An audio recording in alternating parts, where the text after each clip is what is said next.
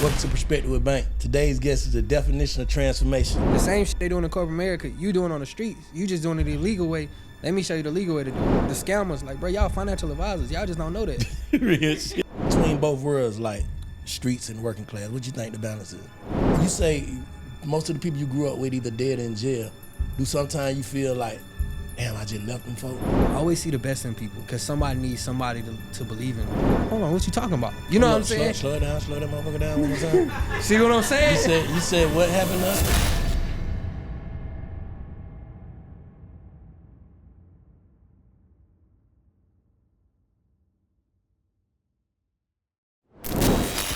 This is a Big Facts Network exclusive.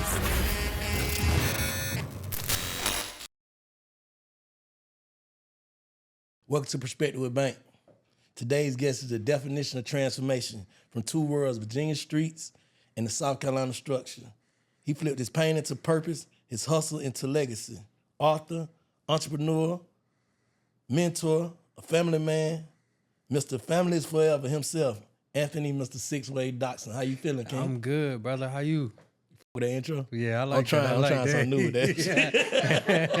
Yeah, that shit was hard. Yeah, bro. You see how they look like, damn, this nigga ain't never did that. Yeah. Nah, I always check on people mental before we get started. Like, where your mental at, bro?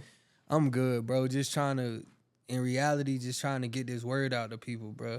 Just trying to change situations. And like I was just talking to one of my partners, it's just getting niggas out the street and having them understand, like, the hood is corporate America. It's just covered up in a suit. You know what I'm saying? Facts. So if I can break it down to a nigga to make it where he understand the same shit they doing in corporate America, you doing on the streets. You just doing it the illegal way. Let me show you the legal way to do it. Mm-hmm. Like I tell people, like the scammers, like, bro, y'all financial advisors. Y'all just don't know that.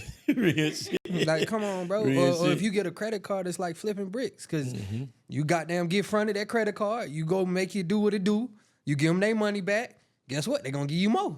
Damn, I ain't never looked at it like that. But I do know most of the time when a person do transition from the streets, they be a better businessman because it's less stress and you already done got the game. Like you said, we was selling things when I was in the street that you couldn't even market. Yeah. You know what I'm saying? It's because it's illegal. Yeah. Like now you can market this shit. Go ahead. Yeah, that's just the whole thing for me, bro. Like, just being able to put niggas in position for them to understand. Like, my whole thing is I don't want to see no more mothers cry. Like, that's one of the worst feelings I've ever felt, is seeing a mother cry and you can't do shit about it. You could tell her you're going to go get that get back, but she's just gonna be like, that shit ain't going to bring my son back. So I realized the best thing I could do for any of my dead partners is make sure they family straight. Real. Put them in position, you know what I'm saying? Make sure they kids ain't going down the path we went down, because in reality, like I tell niggas, with get back, you can get that shit, but what the fuck that's going to do for their family if your dumb ass get locked up too? Nothing. You just making another mother cry.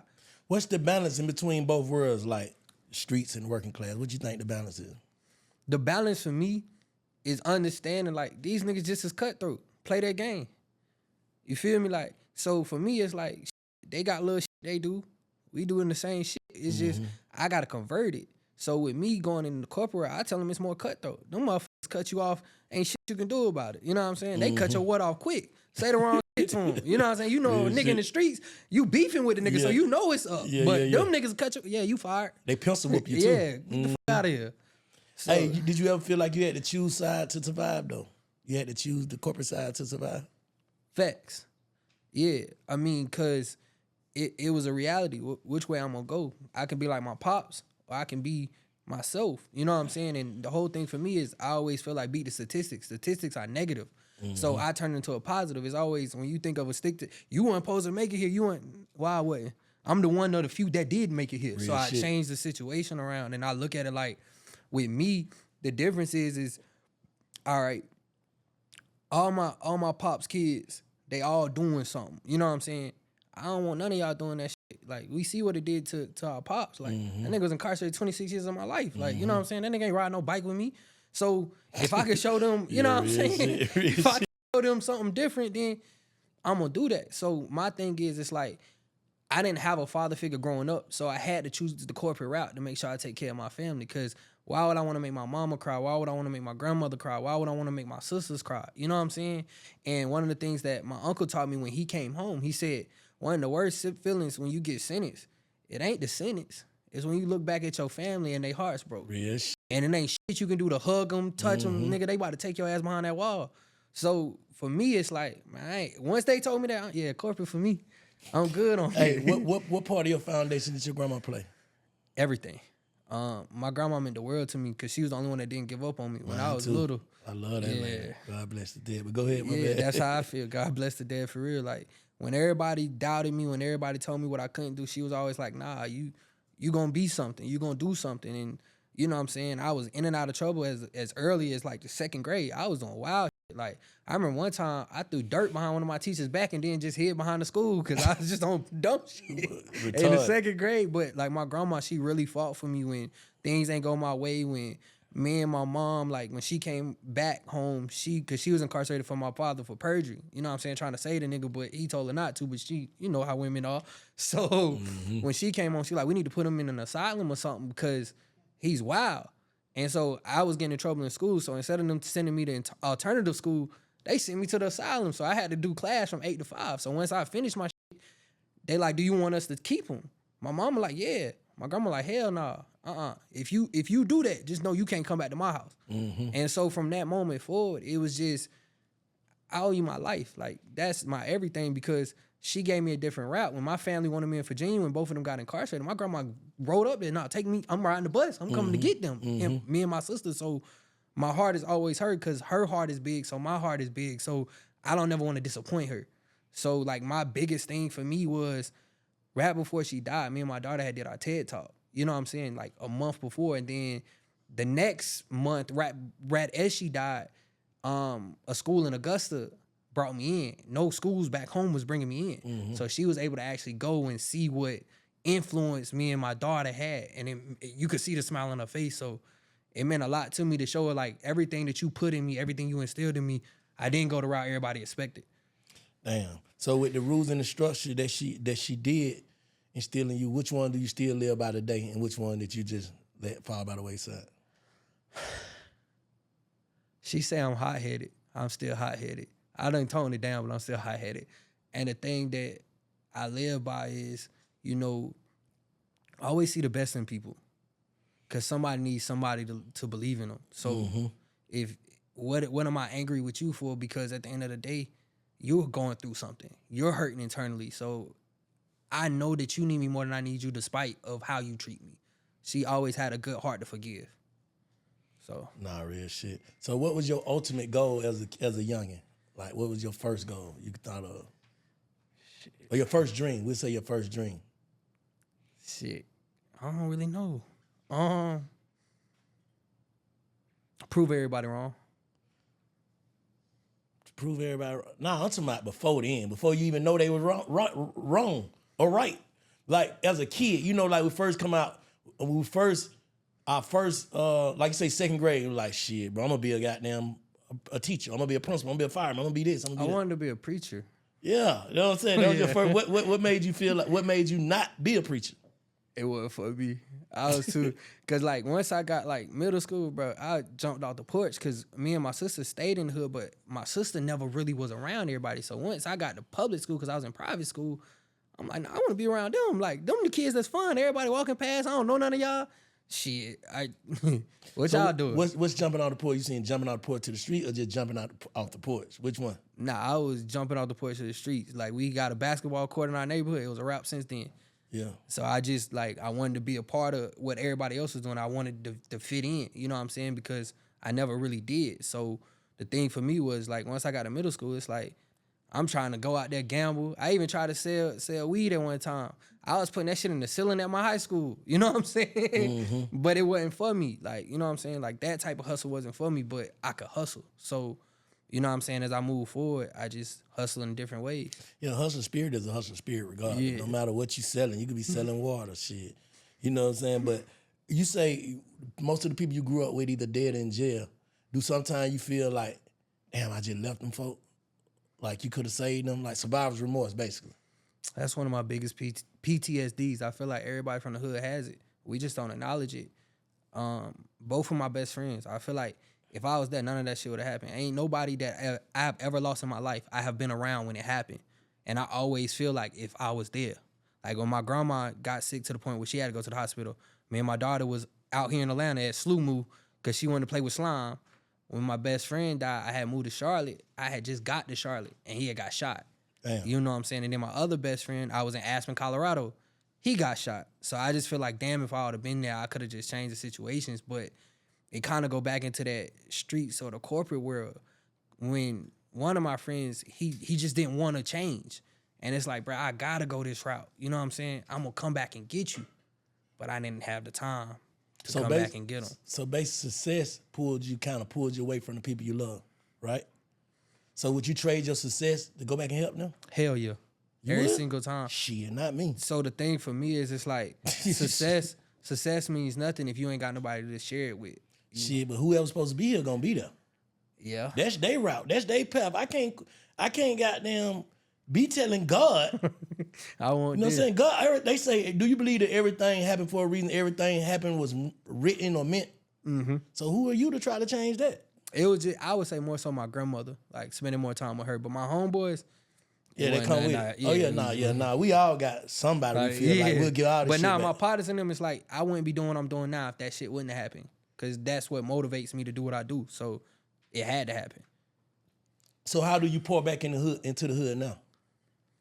So most of the people, like, I explain credit in the way that the hood understand it. I understand financial literacy in the way that they understand it. Like, I tell, like, all my partners that's like, you know, most of them in the credit space, they flexing their money, they talking about what they got and how they got this, but it's like, who that help?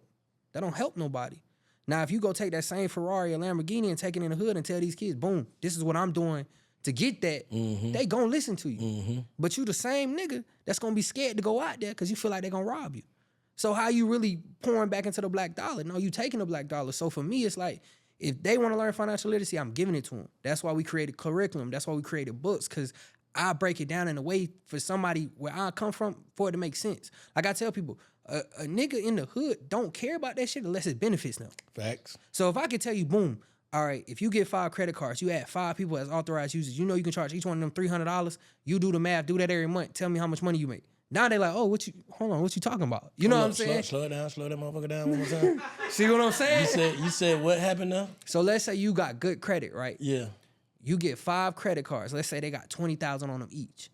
You go tell people in the hood, because you know, people need houses, people need cars, they credit bad. They gotta add an authorized user. People sell these, and it's not illegal. You don't gotta give them the car, you freeze it. Yeah. So if I tell you it's 300 and I get 5 slots on my credit card, that's 1,500. Now let's say I do 5 credit cards like that. You know what I'm saying? That's a lot now, of money. Every month or every 2 months, however you know what I'm saying, you maneuver, because a hustler So how gonna long do hustle. you leave them on there as authorized? A hustler gonna hustle. You tell them, like, I put you on for a month, or I put you on for 2, or this is the price for 3 months. You know what I'm saying? So you hustling how you hustling. Yeah. But at the end of the day, if I can teach you that, or I'm like, yo, all right, boom, you know all the scams, you know what I'm saying, get money from banks. Call them credit card sequences. Call them loans, you know, certain type of sequences. People is paying for that legally. It's called funding. They charge 10%. So if I give you 50,000, I get 5. I get you 100,000, I get 10. Facts. You know, a lot of, like, I interview dudes who do credit financial literacy, and I be picking through to see if they the scammers now. You know what I'm saying? But I looked at your shit. You graduated at 16.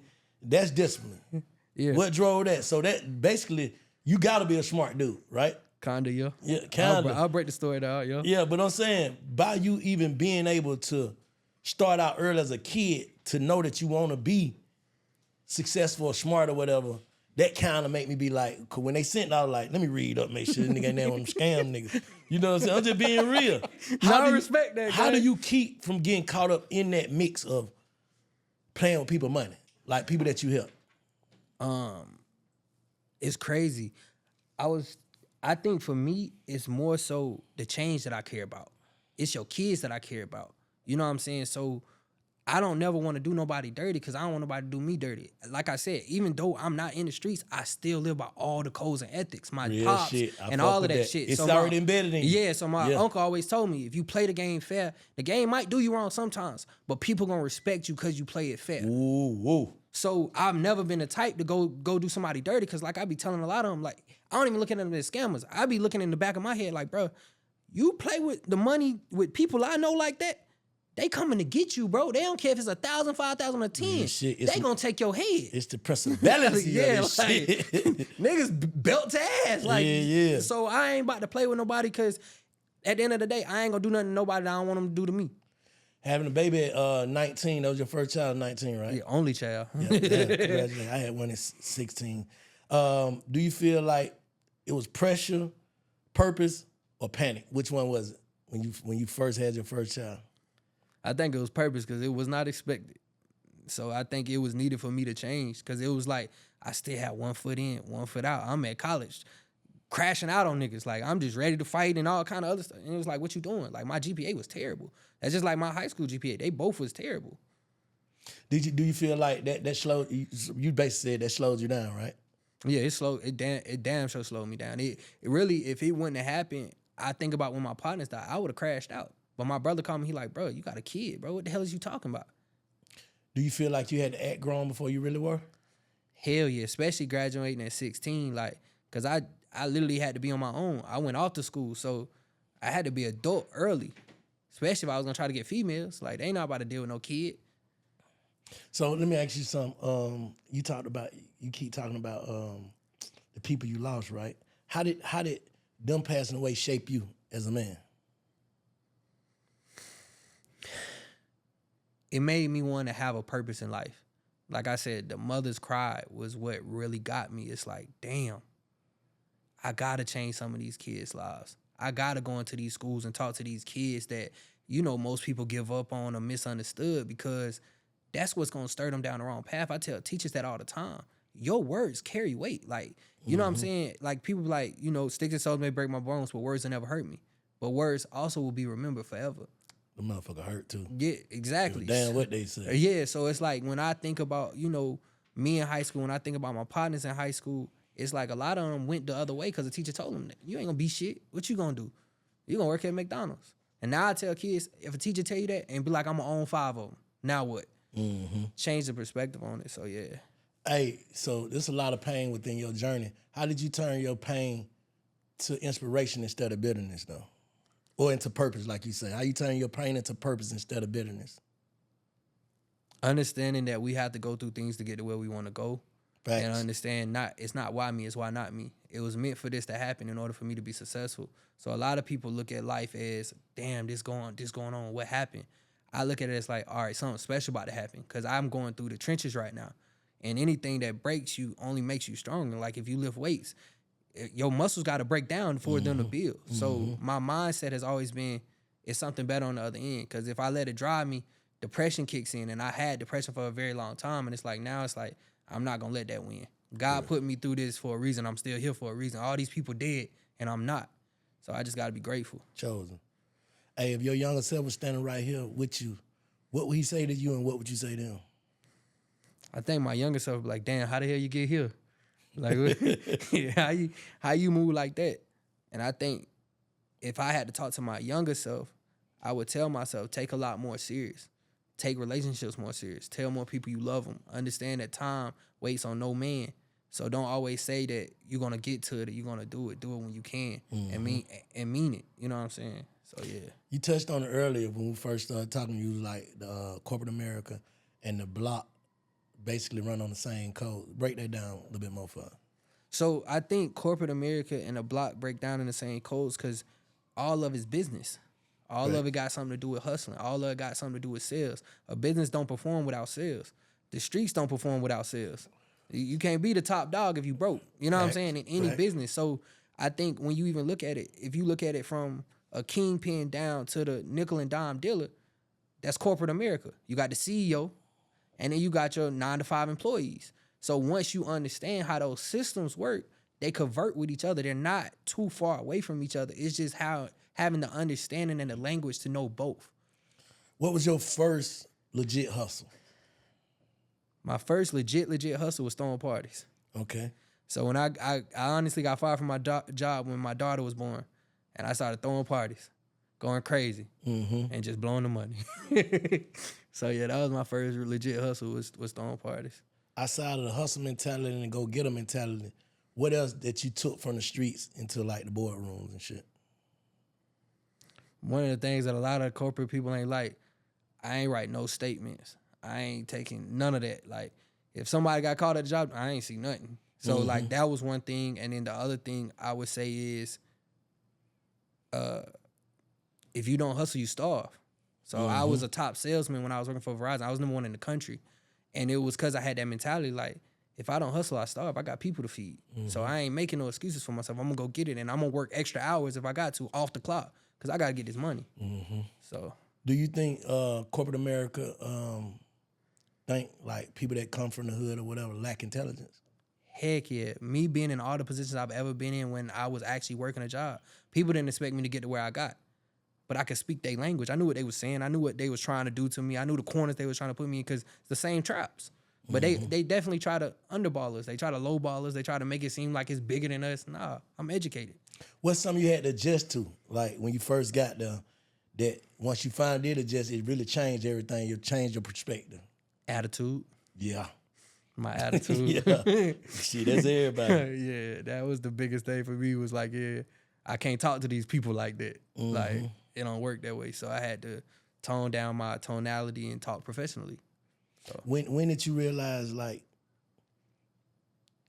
the word trauma and realize what it meant to you, or realize that you had it, a PTSD and all that shit?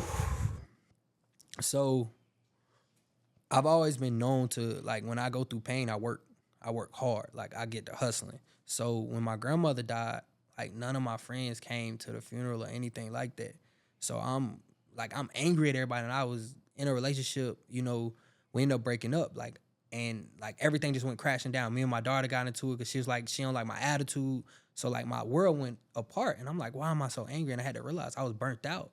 Like, life did that to me. And it was like, damn, like, this is why and then my homegirl, she told me some real shit. She was like, you know, you never heal from your homeboys. And I'm like, huh? And I never thought about it. Cause when they died, I'm the older homeboy. So when my first homeboy died, we carrying the casket. I'm the one making everybody laugh. Cause you know what I'm saying? These young niggas. So if they see me crack, they crack. So you know what I'm saying? I'm telling niggas to keep it together. Then my other partner died. You know, I'm still looking at some of them like, yo, y'all gonna be good. Y'all keep doing your thing.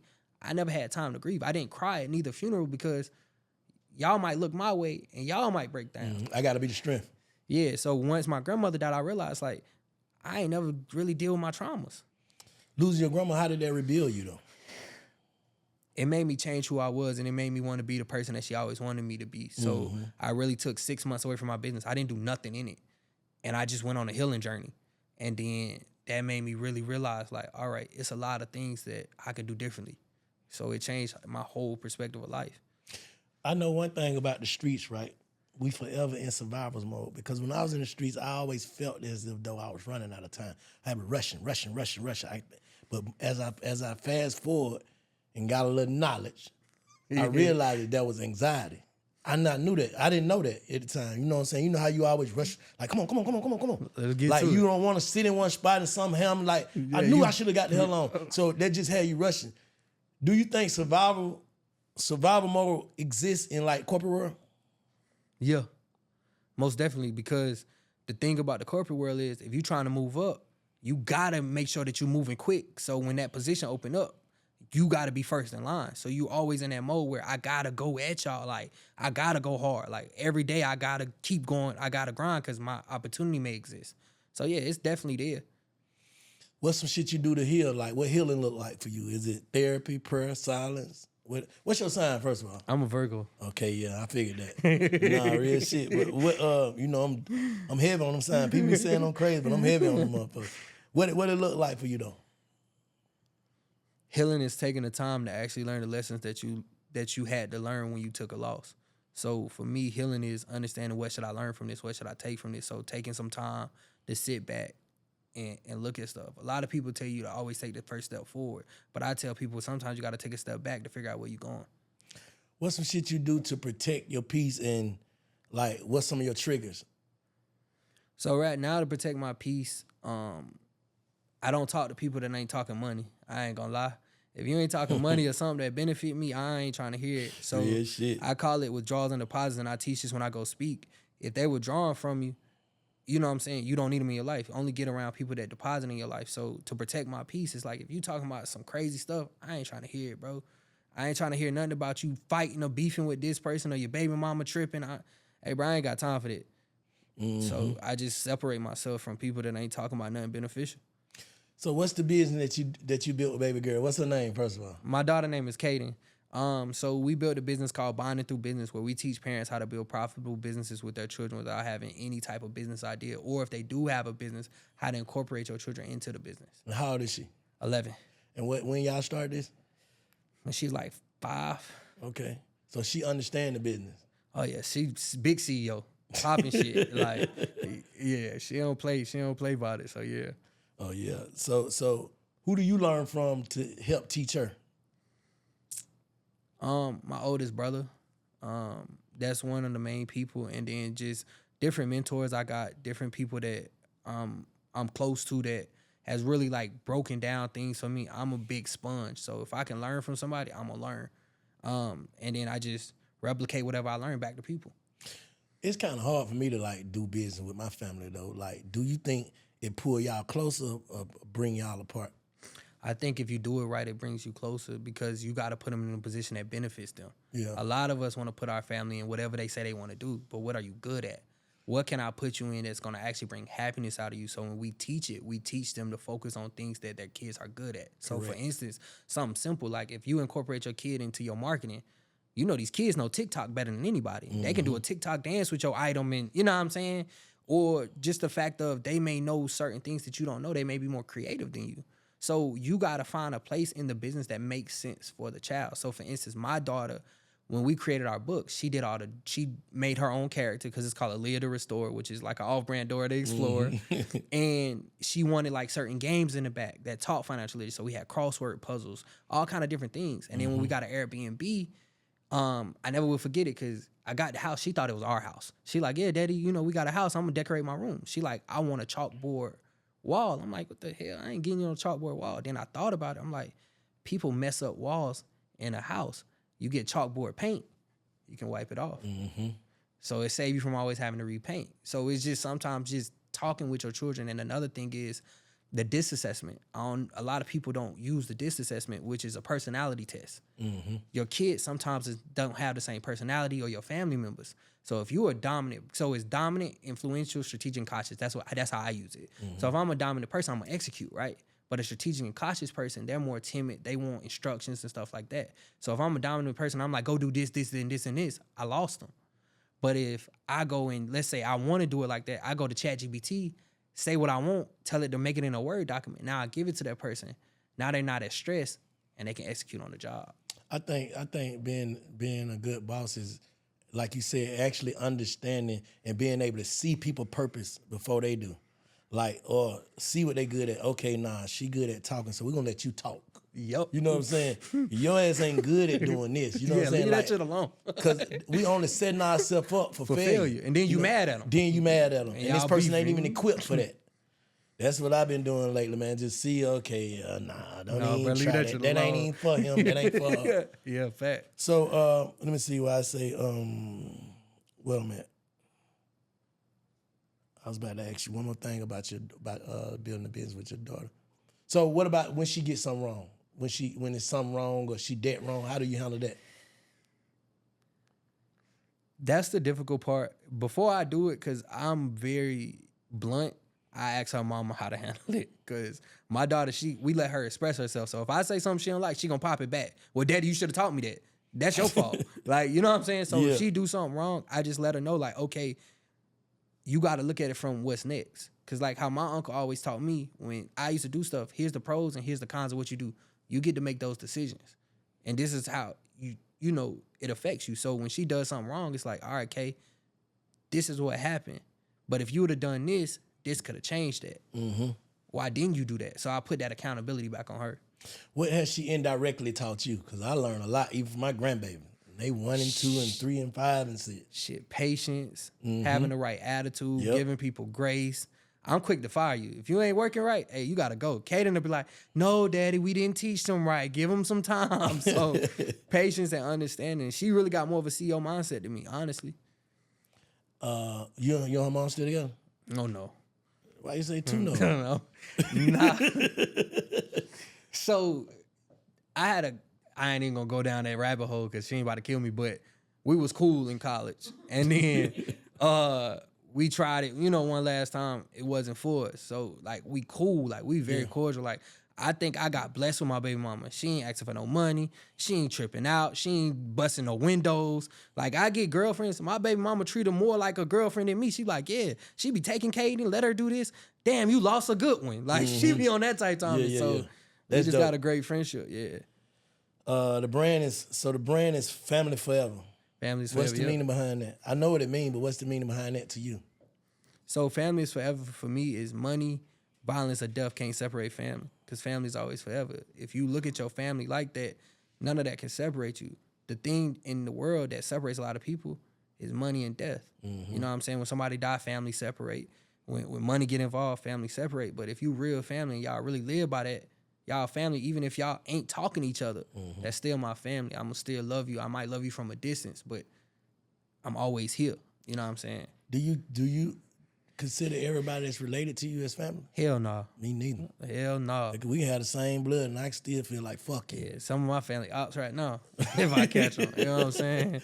What made them up? Hey, it's a lot of situations that happen. Like especially when my pops came home, it's just certain things happen that weren't supposed to happen, and I stay on my side, y'all stay on y'all side. Ain't no beef, but we can make it that if you want to take it there. You know what I'm saying? But I'm just playing. But like I'm just in my lane, they in their lane.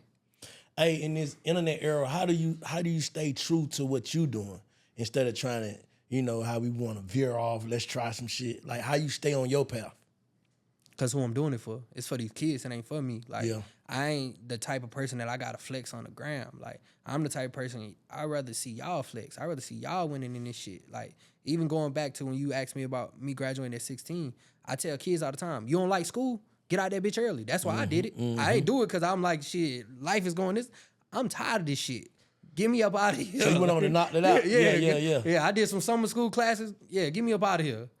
So how is it like, and I need to plug on these books too, because you done wrote, what, 12? You wrote them there, 12 financial literacies, 3, curriculum? Yep. And 4 development books. Yep. Damn. Yeah, we go ahead. Once we start one, we just put them in series. Oh, okay. So how many you plan on doing for you check out? Shit, as many as the world needs. You know what I'm saying? Because the financial literacy was the start for us. Because generational wealth don't go past the second generation. But if you include your family in generational wealth, you create traditions. Traditions last forever. So, and then the self-development was after my grandma died, I dealt with burnout. So I'm telling people how to heal. So it's whatever I go through and I feel like it's beneficial to people, I'll write it. Which one mean the most to you? That's tough, bro, because you put me against my daughter and my grandma. Right now, it's the healing books. Because so many people are going through traumas and they trauma dumping into their kids. Okay. So I feel like, for instance, for me, when my daughter was born, because my father's, based off how he lived, I was always told, like, niggas out to get you. You better be careful where you go, especially if you're in Virginia. So when my daughter got raised, I'm like, people don't like him. People don't like me. You got to get in a car in 10 seconds. You got to do this. You got to do that. And my baby mom like, yo, she don't even live like you. She live in the suburbs. Like, what are you doing? Like, and I realized, like, a lot of the things that we go through, we implant into our children that they may not even deal with it. Now you putting something in their head that they ain't never had to face. Now they expecting that to happen. So we trauma dumping our children. So in order so in order to actually take care of our children and love our children properly, we first got to heal and learn how to love ourselves. Because how can you love somebody else if you ain't never learned how to love you? Did you ever doubt yourself along the way of your journey? Hell yeah, all the time. Still? Sometimes, like, I have imposter syndrome sometimes in my mind because it's like certain levels, you know what I'm saying? Because once you get to certain levels, people will do whatever you say. You know what I'm saying? Like, you bank. If you go on the internet right now and be like, hey, man, y'all need to da-da-da-da, you got 2 or 3 of them that's going to be like, let me go do that. Yeah. And I don't ever want to tell people wrong. Yeah. So sometimes I get scared. It's like, can I handle this? Or everywhere I go, people asking for pictures and stuff like that. Because I'm converted, but I know me at the same time. Like, bro, if I ain't in the mood, get the fuck on, man. Yeah, like, I'm with my girl. Like, yeah. I'm not about to take no picture with you. So I be worried sometimes. It's like, if I get too famous, can I handle what comes with it? So I deal with imposter syndrome at times. You can handle it because at the end of the day, you in your purpose. Yeah. I don't feel like nothing can really come to you if your heart's set in the right place. Nothing fucked up can come to you. Yeah, from your heart I sitting agree. right. That's just how I feel. Where I was at, I asked you which project mean the most. Now I'm about to ask you something else that's off topic. What I just asked you about before that? Damn, nigga, you made me forget. What I just asked you? He eating food and shit. I can't remember, man, but I'm finna ask you something about another purpose question. I asked you, did you No, you ever, asked about success. Did you do do you you ever ever feel fear like success? yeah, Yeah. do you ever okay, yeah. All right, and I was about to say, you say, hold on, I'm drawing a blank.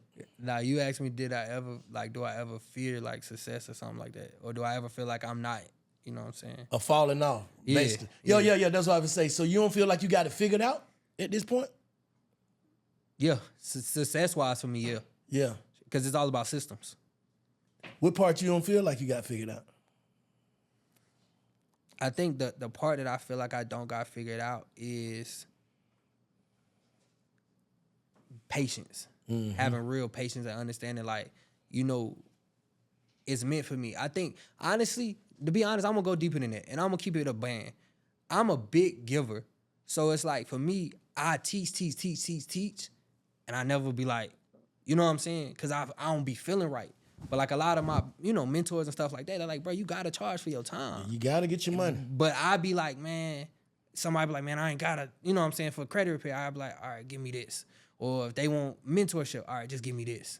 Like, I spend a lot of time with my mentees and stuff. Like, if I like, let's say I do your credit, I'm gonna teach you how to do credit while we doing it. If I do funding for you, I'm gonna teach you how to do funding. If I do financial literacy or burn, Yeah, teach me. I'm gonna teach you. Teach yeah, me. Teach I me got how you, to do bro. funding. I need to do funding. I got you. I'll put you on game quick. Like, Real shit. Yeah, that shit I come easy. to you, nigga. I come on. Where you at? You say you in Vegas? Houston. Yeah, Yeah. I come to Houston. Yeah, that shit easy work. It is? Bro, I'll break it. Matt, I'm gonna keep it this simple. Go ahead. All right, people be like, yeah, I can get you 100,000, 200,000, 300. Nigga, if you got a 700 credit score and you ain't got no derogatories and shit on your credit report, you was gonna get it anyway. You might not get the amount that I was gonna get you, but you gonna get something. And the thing that people don't understand is, let's say you don't get what they can get you. You can call in and reconsider. But here's the other thing about funding. They be putting all these different funding plays on TikTok and Instagram. Literally, get a pen, map out. You ain't even got to go to bank, branch locator, or none of them. Go to Google. Type in banks and credit unions around your area. Call each one of them. Hey, you know what I'm saying? I'm just trying to get to know you guys. So I tell people, credit and funding is like dating, but it's a poly relationship. So what I mean by that is, I'm going to go to all these different banks and I'm going to see how you benefit me. So a lot of us go into banks, and this is why these people getting paid what they're getting paid, because you going in the bank asking for money. You can't go in there like that.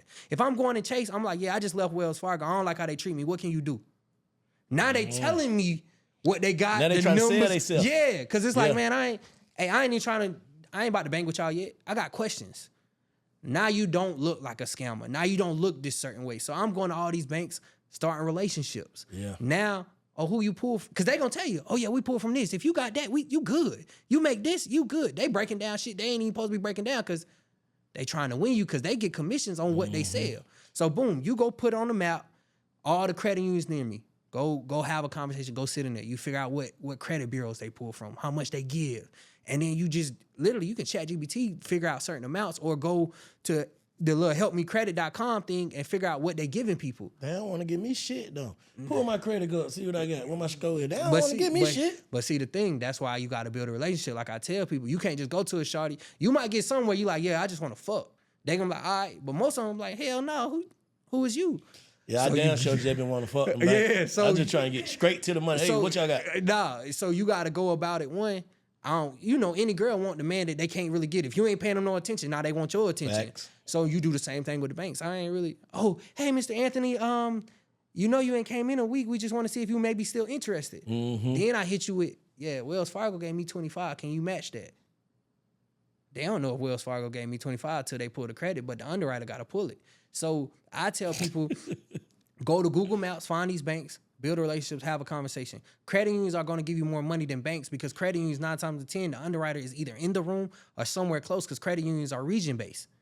So it's a bunch of credit unions in Atlanta that's just for Atlanta. So instead of you trying to go run all these funding plays everybody giving you, guess what? The same plays that you running on the internet, guess who else watching that? the motherfuckers that work at the bank. So them plays become harder. But if you focus on the little plays that don't nobody really know about because they the banks in your area, they gonna work with you. And the thing about credit unions is they want to grow. In order for them to grow, they got to grow with the businesses that's in the area. So you carry yourself in that way. So funding really ain't hard because 9 times out of 10, if you already got good credit and all these different things that they telling you, you was gonna get some bread anyway. We finna see. Soon we get out of them, I'm gonna show you my whole shit. You tell me what I need to do. I got you. Hey, what you think the biggest financial myth that's killing our community? That debt is bad. A lot of us say that debt is bad. Like, like our older generations were telling us, don't get credit cards. That's bad. You messing. Here's the thing. Without credit, you can't really get much. I tell people all the time, cash is king, but credit is queen. A king is nothing without his queen. Yeah. So how I look at it is understanding that the richest of the rich, they in debt. That's how they make their money. So in order to understand, like, why would I go spend my last dollar to start this business when most businesses fail in the first 3 years, when I can go to this bank, get $20,000, start my business, only use $10,000 in it, go flip that $10,000, give them their money back, tell them I need more. Now I can structure my business. Nigga. I can't wait to old little nigga, man. See? Shit, let me owe you. Yeah, that. Define wealth beyond money, though, to you. Happiness and peace, being able to live your life however you want to. Correct. Sharing this TED Talk stage with your daughter, how did that feel? Amazing, brother.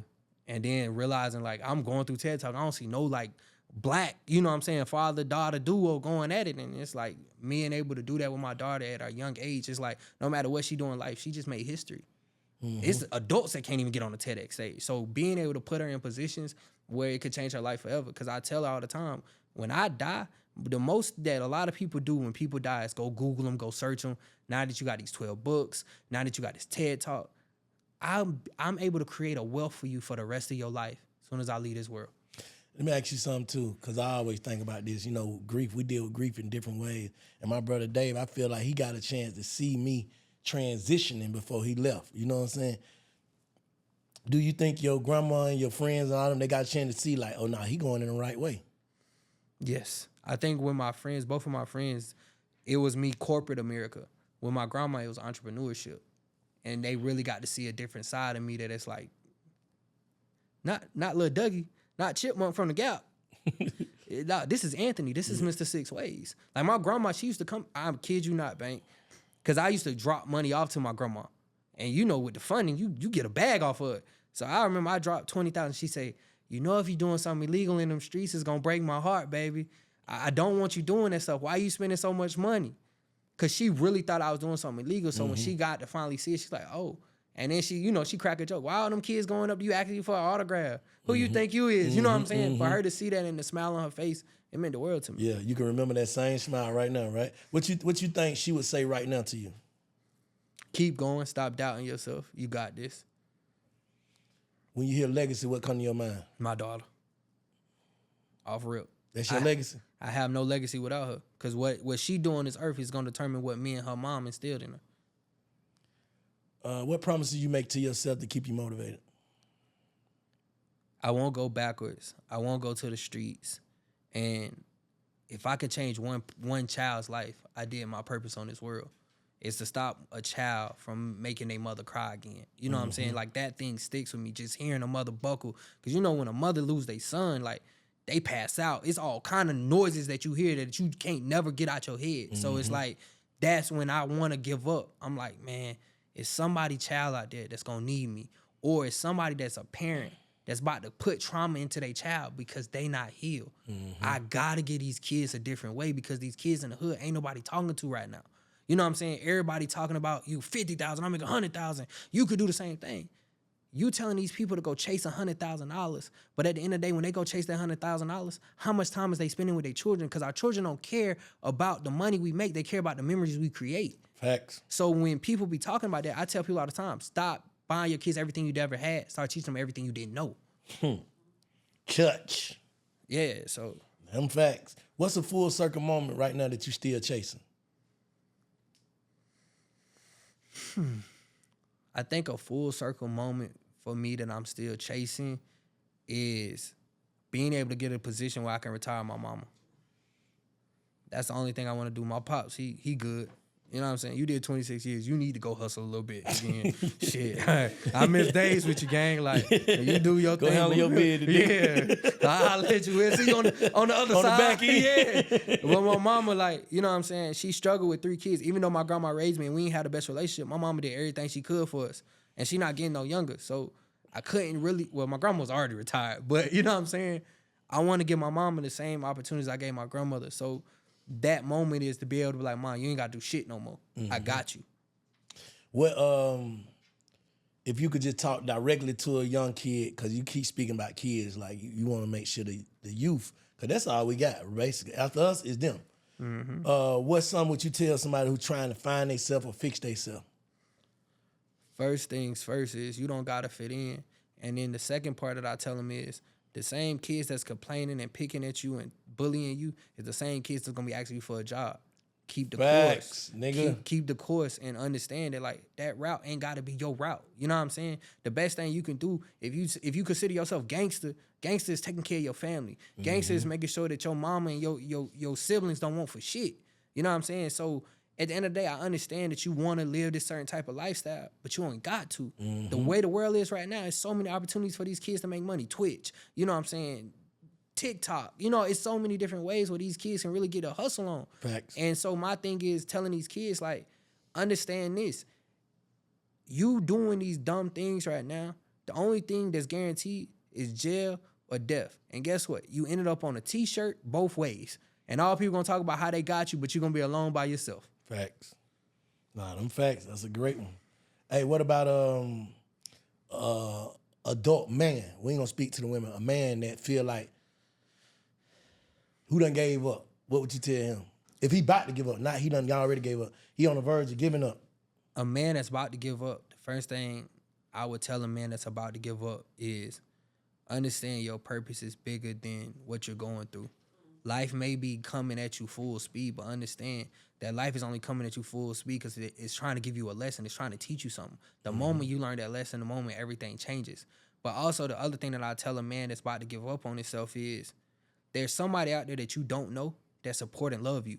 But a lot of times we look at it from the people that we're around, but the people that really know you is the people that you don't even know that's constantly watching you and constantly doing certain things. And even though you might want to give up, it's going to hurt somebody else. Keep going because your life matters and you have a purpose here. Correct. Hey, it's crazy because it's just certain shit is just designed to throw us off. This morning, I went downstairs to pick up my water. Shouts out to T-Maz, he brought me a couple cases of water now, and I went to get the water. I dropped my keys in the elevator, right? God damn, my boy. Through the shit. My truck keys on there, apartment key to both apartments, the goddamn everything on the motherfucker. But as soon as I dropped them, if my first initial would be like, fuck, stupid. But get what I do, bro? Every time, thank God. I thank God that this is the mishap. Because I see niggas going through mishaps. I don't want they mishaps. At all. So if this my mishap, I deal I'll with this. take it. Tell them folk they out there in court, tell them folk 400, whatever it's gonna be, man. Come on and fix this shit, get my keys, and we'll move past that. Yeah. I think what our problem is black men, black people, whoever, we dwell too much. Yeah. We dwell on shit too much. We hold shit too close to our heart instead of looking at this shit like everything happened for a reason. You know what I'm saying? Shit, I probably dropped them keys because I need to spend them 400. I don't know why the fuck I dropped them, but it is what it is. Thank you, God. Facts. And I tell people all the time, people focus more on the problem than the solution. That's why they can't get past it. Facts. What does perspective mean to you? The word. Your outlook, how you looking at life and the way you look at things.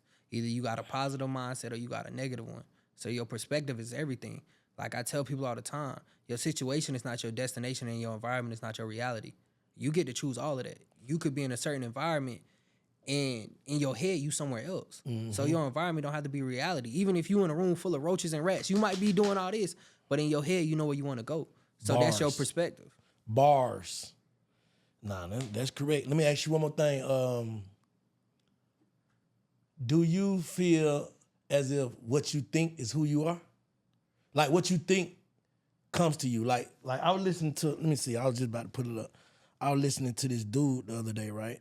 Uh-huh. Let me find this shit. And you gonna know exactly what I'm talking about when I get it. I was just listening to it. My homie sent it to me. My bad. Hold on. Let me type his name in. All right. The book was, well, it's not even a book. It's Napoleon Hill. Yeah. You attract what you focus on.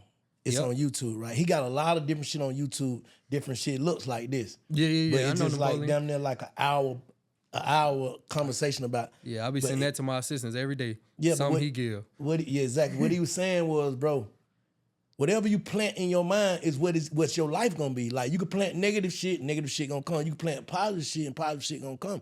So that's what I've been on. I've been on that, but he just Confirmed it, yeah. Confirmed it. Like just say, if you think of some negative shit, cause we all get those thoughts. Yeah. You gotta kind of rebuke the motherfucker. Like, man, why you think about that dumb ass shit, man? You know what I'm saying? Like some shit can happen to somebody else, and you'll place yourself in them shoes. Hell yeah. You know what I'm saying? Like you'll see sure. something happen to somebody else, people or something. You be You like, damn, I hope that don't happen to me. yeah. Why is you even thinking like that? Facts. I think your mind,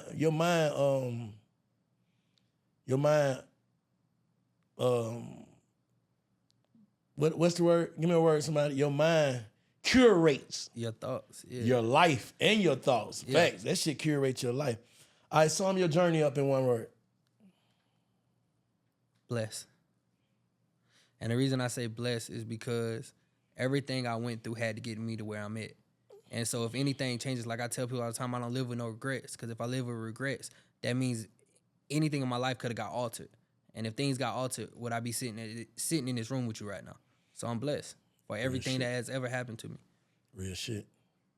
Nah, man. So you say, we finna fit my credit when we get online. Oh, yeah, I got you, brother. Nah, just fucking with you. And we can do that. Give us some game before we get out of here, bro. You gave us some game on that. You got to date them banks. You right? Yeah, you got to date them. What kind of game you want me to give? Because I can whatever go on your different. heart. Okay. Give us enough of it. Shit. Yeah, Give us whatever we I got. like teaching. One of the things I can give people is how simple and creative anything can make you money. So I tell people all the time, anything that you like doing can become a business. Another thing is, matter of fact, this is what I'm gonna give because we talking about them kids. Bump that. Parents. Hold on, I like what you just said. Anything you enjoy can become a business. Yeah, I'm about to break it down. So everybody know about NIL, right? Yep. Here's the thing. The first thing you should do as soon as you have a child is go buy LLC with their name. Create a domain with their name. So www, whatever their name is. Create an LLC around it. Create books throughout their lives. So the first book could be them first learning how to read, first learning how to walk. Put that on Amazon. It costs you nothing. You know what I'm saying? Go on ChatGPT, get it documented, create it the proper way. Then another thing is break down every lesson that you've learned, as crazy as that sounds, because we should journal, because that's how we know if we're healing. Create all of this stuff, turn it into a book. This is something that you can pass from generation to generation so that the family still understands where you come from, where you started from, and how you're going. Another aspect of that is understanding that know which credit cards to add your kids as authorized users, because you want to add them as authorized users at a very young age, so that way when they're turned 18, you can build a credit. Now I'm going to give you another piece of game. Here's the thing. When kids go off to school, one of the first things that kids go to is a dormitory, right? So a dormitory can be ranging from $3,000, $4,000. Hell, these days, they probably be $5,000, $6,000 a semester, right? You got your child with a good credit. Put them as a co-signer on a house at the age of 18, because both of y'all got good credit. Get a 3-bedroom house. The same amount of money that these kids are paying for room and board, rent out those other 2 rooms to other kids at that school. Now your child is making passive income. Here's the other thing. Now you put your kid in that house, they have certain little events. Watch parties, you know what I'm saying, study nights. Have people come to their house, each person pay $10. Your kid go buy $100 worth of food, but they got 100 people in there at $10, that's $1,000. Or you might not want that many people in your house, that's $200. Now you just made $100 off of them. So now you're covering food for the month. Now that you done created this house and you done created this thing inside of this house, after the 4 years of your kid graduating, guess what? Most kids don't stay in that area. So now either you can rent that house out as an Airbnb or you can sell it. I would recommend selling it. One of the reasons I recommend selling it is now, one thing about property is they ain't making no more land. So now you sell the house. Guess what? If your child has student loans or anything like that, now that money covers the student loans. Now your kid come out of school debt free and sold a house, and that's all on their credit. and they made money while they was in school. So you done set them up, basically. You done Straight set up. them up. You done set them up. Nah, that's some game. Give us some more. Give us some more. Give us some more, bro. So another thing is a lot of people don't understand, like Discover has a student card. So they have an honor system for your kids. So make sure you get your kids a student Discover card when they go off to college. Every semester they do what they call good grades. So you just got to put in your GPA. If y'all catch what I'm saying, they give you a $25 credit. You know what I'm saying? So that way it covers your kids. Also, another thing is you can do the book thing with Pizza Hut. So if you like pizza and your kids like pizza, you could create where they read books over the summer to make sure that your kids are reading, and then y'all getting free pizzas. So my daughter reads at a 12th grade level, and she's 11. Yeah. You know what I'm saying? So my daughter's intellectual. So the same things you are learning, you have to implement and teach your kids. The same way we learn, don't call the pot kettle black or whatever, you know what I'm saying? Or never tell the right hand what the left hand doing. You can do the same thing with credit and stuff like that. Facts. So when I break this stuff down to people, y'all gotta understand that it gotta make sense to the person you telling to. If it don't benefit them or it makes sense, then it's not gonna make sense. I'll break down one of our books. One of our books right now is called Lee and Investment Factory. What is that? Based off Dave and Buster's. Because what do you do when you go to Dave and Buster's? You play games, and based off of the game that you play, depending on how much you win, you get a prize. Guess what investing is? You put your money into something, you invest it, you make money from it, and you buy things that you want. Passive income.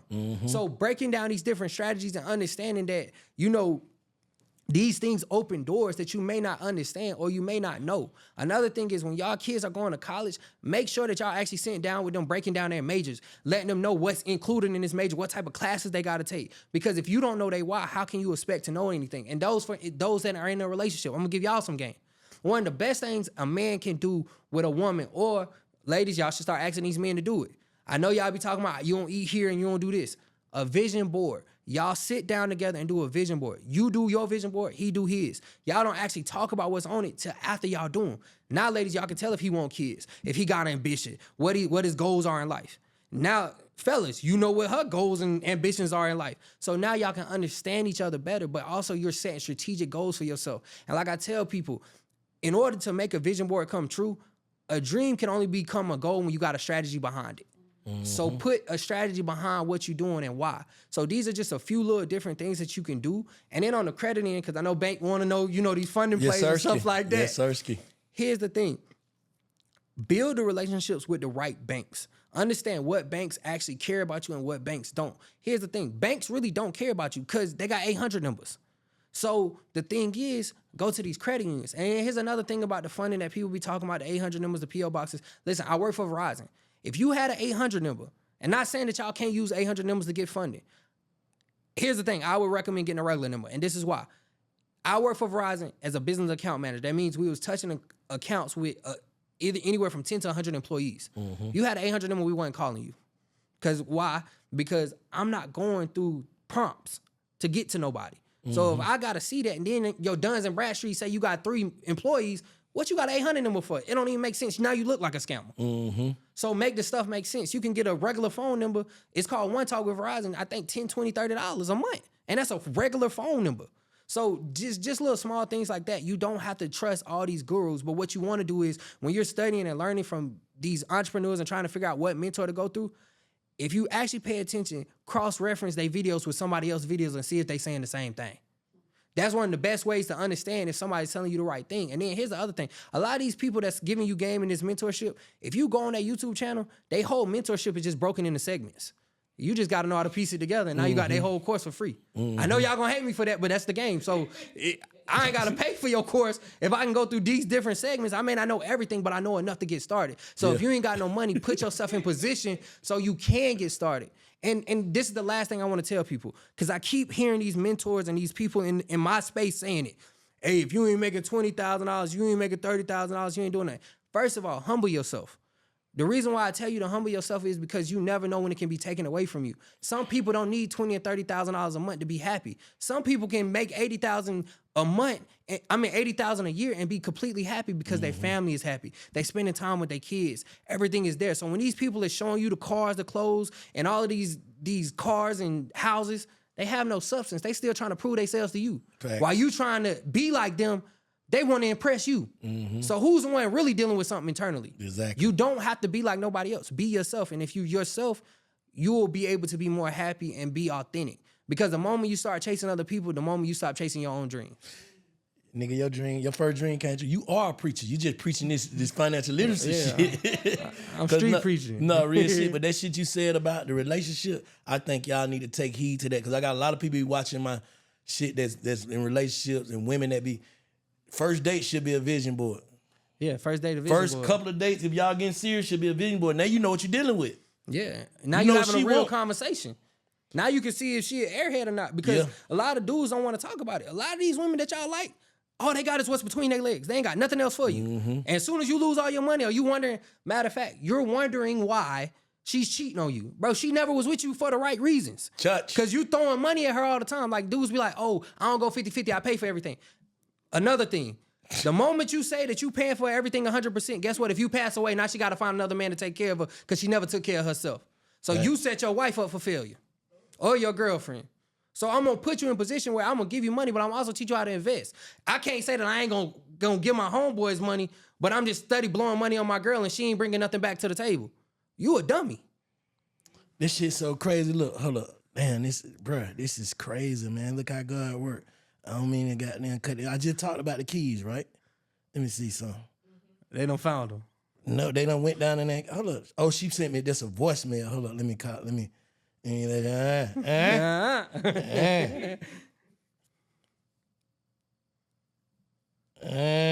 shit don't want to play for y'all. There it is.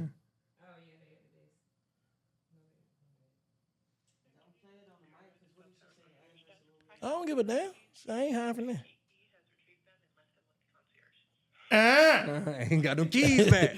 Nah, man, I appreciate you. I think what we need to do, bro, I need to get with you, my dog Smith. I got a couple other dudes that's really smart and y'all look like us. You get what I'm saying? And let's do something live, man. Let's invite a couple people. Let's do something live and teach these people, man. I'm gonna learn at the same time. Let's do it. That's I'm why I be always inviting y'all niggas on, because I be trying to pick up too as we go. Yeah, I know what I know, but I don't know what you know, if that makes sense. Facts, what I'm saying. and we can all learn from each other. Facts. I tell people that all the time, like, now, I never wanted to sit at nobody else's table, and I never want nobody to sit at my table, because if we sit at each other's tables, that means I'm taking a plate off your plate. Where if I bring a plate, you bring a plate, these other people bring a plate, now we got a buffet. Real shit. All you can eat. Damn right. And tell them where to find you at, where to tap in with you. Hey and man, shit. Instagram, TikTok, YouTube, Mr. Six Ways, Mr.6 Ways. What that mean stand for 6 way? What that stand I for? teach people 6 ways to do anything. Huh? Yo, it is what it is. It's I'm from proof the in the 6. pudding. I like that see? number. Shit. Yeah. Nah, man, y'all make sure y'all go tap in with my man, Mr. 6 Ways, man, on all platforms. Make sure y'all like, subscribe, and comment to the Big Fat Network. This was very intriguing conversation. I appreciate you pulling up. We got to do this shit again, bro. For sure. I appreciate you, dog. Nah, always, brother.